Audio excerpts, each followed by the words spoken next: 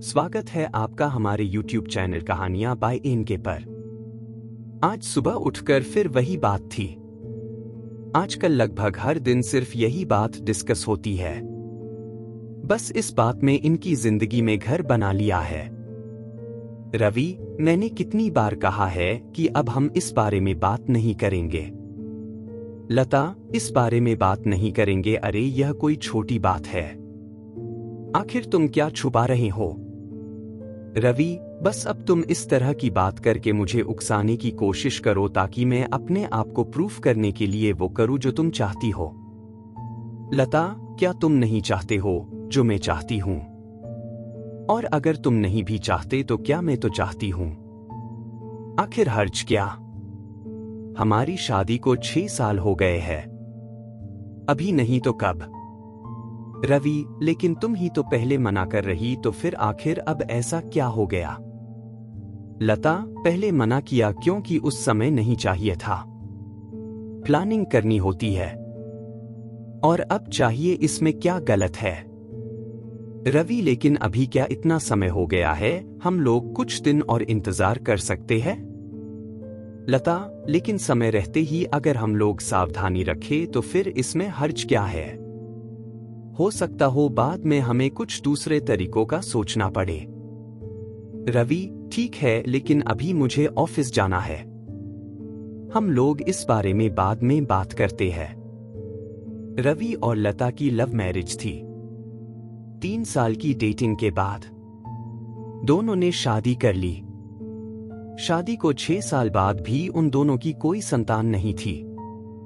शादी की शुरुआती सालों में वह खुद नहीं चाहते थे, लेकिन अब लता को लगने लगा है कि उन दोनों को किसी डॉक्टर को दिखाना चाहिए।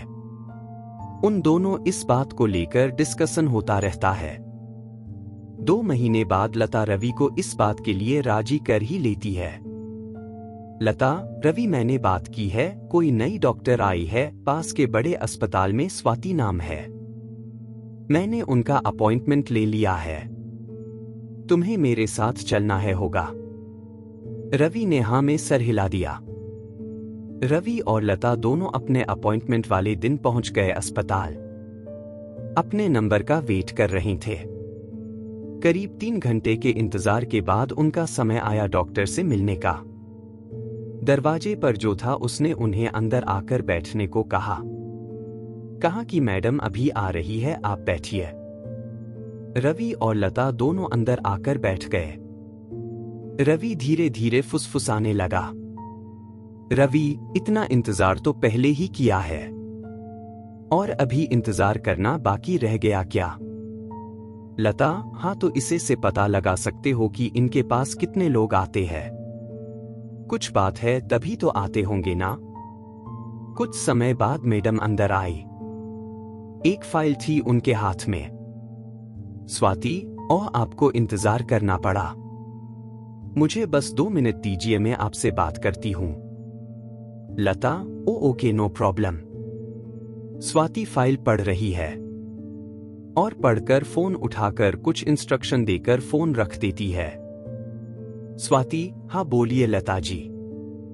लता, मैडम, मैं लता और यह मेरे हस्बैंड है रवि। स्वाति लता की ओर देखती है और एक नजर देखने के बाद फिर से वो देखती है। उसके चेहरे के हाव भाव बदल जाते हैं। वो कुछ सेकंड तक रवि को देखती रहती है। स्वाति ने रवि को अभी देखा, लेकिन रवि जब से स्वाति कमरे में आई तब से देख रहा है। रवि स्वाति की आंखों में भी देख नहीं पा रहा था। स्वाति अपने को कैसे भी कंट्रोल करके फिर से अपना सारा ध्यान लता की बातों में लगाने की कोशिश करती है। कुछ चेकअप वो लता के लिखती है और रवि के लिए उनके अस्पताल के ही डॉक्टर को मिलने की सलाह देती है। उससे मिलने के बाद जैसे रवि की बोलती बंद हो गई। वो नया कुछ बन गया। उसको पता था कि उन दोनों के बीच जो भी हुआ था उसका गुनहगार वही है, पर वो यह नहीं जानता था कि स्वाति से उसकी मुलाकात ऐसे होने वाली। जिंदगी उन्हें ऐसे मोड़ पर आकर मिलवा देंगी। रवि अपनी पुरानी यादों में खो गया। वो याद करने लगा उस दिन को। रवि अपने स्कूल में किसी के साथ झगड़ा कर रहा है। यह बात है उसकी 9 क्लास की। स्वाति उसकी क्लासमेट है। यह झगड़ा स्वाति को कुछ बोलने के लिए हुआ है। बात कुछ बढ़ती देख स्वाति को बीच में आकर रवि को रोकना पड़ा। स्वाति, अरे रवि रुको, बस हो गया, उसने मुझे सुनाया तो मैंने भी उसे सुना दिया। अब बात को खत्म करो, क्यों बहस कर रहे हो, बात को बढ़ा रहे हो। रवि, मैं बात को बढ़ा रहा हूं। तुम्हारे लिए मैं बोल रहा हूं और हर बार तुम मुझे ही बोलती हो। स्वाति, मत बोल तू मेरे लिए, मैं अपने लिए बोल सकती हूं। तुझे बोलने की क्या जरूरत है। इस बात को लेकर अब रवि और स्वाति में बहस होने लगी और वो दोनों एक दूसरे से बात करना बंद कर देते हैं। लेकिन फिर स्वाति रवि को हर बार को तरह मना लेती है। शुरुआत में रवि थोड़ा भाव खाता है, लेकिन फिर वो मान जाता है। रवि और स्वाति दोनों बेस्ट फ्रेंड है। स्कूल के बाद भी दोनों की दोस्ती बनी रहती है। दोनों को एक दूसरे के अलावा किसी की जरूरत नहीं होती। अपनी ही मस्ती में वो मस्त रहते हैं। रवि अपनी पुरानी बातों में खोया हुआ था कि तभी उसे आकर लता हाथ लगाकर होश में लाती है। लता, कहाँ खोए हो, खाना बन गया है, कब से आवाज लगा रही हूं। रवि उठकर बैठ जाता है। आखिर इतनी अच्छी दोस्ती थी, फिर भी रवि की जिंदगी में आज लता है। स्वाति क्यों नहीं। रवि का दिन अब पहले जैसा नहीं रहा। वो सिर्फ ख्याल में ही खोया था। वो अपने ऑफिस जाने के लिए निकला जरूर था, लेकिन वो गया अस्पताल स्वाति से मिलने। अस्पताल में स्वाति के केबिन के बाहर जाकर उसने अंदर जाने की कोशिश की तो बाहर खड़े शख्स ने उसे रोका और कहा कि सर, आप अंदर नहीं जा सकते अपॉइंटमेंट के बिना। रवि ने कहा कि मैडम से मिलना मुझे जानती है, कहो कि रवि आए हैं। जब वो अंदर जाकर मैडम से पूछ के आया तो बोला कि मैडम ने बोला है कि जिसके पास अपॉइंटमेंट है सिर्फ उसे अंदर आने दो। रवि को जैसे थोड़ा बुरा लगा। उसे समझ आ गया कि स्वाति को अब उससे बात करने में कोई इंटरेस्ट नहीं है। रवि छोटा सा मुंह बनाकर वहां से निकल गया। रवि अपने ऑफिस गया। दिन भर बस यही सोचता रहा। उस पल को याद कर रहा था जब स्वाति मेडिकल एग्जाम की तैयारी करने के लिए अपने शहर से बाहर जाने वाली थी। रवि की फैमिली वो शहर छोड़ रही थी, क्योंकि उनकी केवल एक संतान थी रवि। उन्हें लगा कि जहां रवि की आगे की पढ़ाई होगी वो भी वही रहेंगे। स्वाति और रवि दोनों ही अब उम्र के उस पड़ाव थे जब किसी के जीवन में प्यार की दस्तक होने लगती है। स्वाति, अब पता नहीं कब मिलना होगा। मेरा सपना तो तू जानता है कि मुझे डॉक्टर बनना है। रवि, मुझे एक बात बोलनी है। किसी भी बात को आप अपनी कमजोरी बना सकते हो या ताकत। मैं आज तुझसे एक वादा लेने वाली हूं। रवि, क्या वादा। स्वाति, देख, यह तुझे भी पता है और मुझे भी कि हम दोनों अब सिर्फ दोस्ती नहीं बल्कि प्यार है। और मुझे यह भी पता है कि तू बोलेगा नहीं, मुझे ही बोलना पड़ेगा, तो मैं आज बोल रही हूं। I love you. लेकिन यह एहसास हमारा है। हमारे माँ बाप ने हमारे लिए कुछ सोचा है। उनके भी सपने हैं।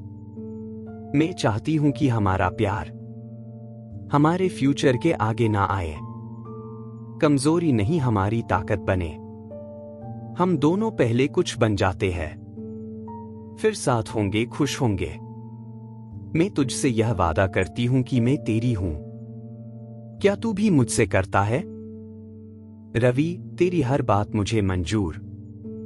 पक्का वादा। ओह आई लव यू टू। मैं शायद ही कह पाता। तूने सही सोचा। इतना कहकर दोनों ने हक किया। स्वाति की आंखों में आंसू थे। स्वाति, देख, मुझसे ज्यादा सुंदर कोई मिली और तू गया ना तो तुझे मार डालूंगी। रवि इन बातों में खोया ही था कि उसके फोन पर रिंग बजती है। कोई अननोन नंबर था। रवि फोन रिसीव करता है। वो फोन स्वाति का होता है। स्वाति, हाँ, तुम मिलने आए थे। वो अस्पताल था। अभी मिल सकते हो तो आ जाओ। मैं स्वाति उसे एक कैफे में बुलाती है। रवि और स्वाति अब एक दूसरे के आमने सामने है। रवि, कैसी हो? स्वाति, जैसे तुम छोड़ के गए थे वैसी हूं मैं, बदलती नहीं। जो बात मैं करती हूं उस पर रहती हूं। रवि, वो मैं। स्वाति, कुछ कहने या समझाने की जरूरत नहीं है। मैं ही पागल थी समझा, जैसा मैंने सोच रखा है वैसा तुम भी पक्का मेरे लिए सोच कर रखोगे। तुम्हारे लिए बहुत रोली, लेकिन तुम्हारे उस प्यार ने मुझे ताकत भी दी। मैं आज जो बन गई डॉक्टर। मैंने कई सपने सजा लिए थे कि तुमसे मिलूंगी तो ऐसा करूंगी, यह बोलूंगी, लेकिन तुम मिले ही नहीं। समझ आया मुझे तुम्हारी पत्नी को देखकर अच्छी सुंदर है। अब मुझे पता चल गया कि तुम क्यों नहीं मिले। चलो कोई बात नहीं, मैं अभी उस जोन से निकली नहीं, इसलिए शादी नहीं कर पाई, पता नहीं आगे क्या होगा। लेकिन तुम्हारे लिए खुश हूं और थोड़े बहुत इलाज की जरूरत है, उसके बाद तुम दोनों को बच्चा भी हो जाएगा। मैंने रिपोर्ट देखी है। रवि कुछ बोल नहीं पाया। स्वाति, चलो कोई बात नहीं, इतने साल बाद मिले, अच्छा लगा। अब हम दोनों के रास्ते अलग हैं। अब उस बात को लेकर तुम्हें अपना प्रेजेंट शराब नहीं करना चाहिए। रवि, तुम हर बार इतनी समझदारी की बात कैसी कर सकती हो? मेरे कुछ कहने के पहले ही सब बोल देती और समझ जाती हो। स्वाति, मेरे लिए कुछ सोचने की जरूरत नहीं है। डॉक्टर हूं और हाँ, अगली बार मेरे क्लिनिक में आओ तो अपॉइंटमेंट लेकर आना। अब मैं ऐसे ही नहीं मिल जाती। इतना कहकर स्वाति उठकर जाने लगी। रवि उसको रोकने की कोशिश नहीं करता, उसे पता है कि अब वो नहीं रुकेगी। आपको यह कहानी कैसी लगी हमें कमेंट कर जरूर बताएं। इसी तरह की अच्छी कहानियां आप यहां पर पढ़ सकते हैं। यहां उपस्थित शिक्षाप्रद कहानियां आपका मनोरंजन करने के साथ दिशा भी देंगी। तो बने रहिए हमारे साथ और हमारे प्रयास को सफल बनाएं।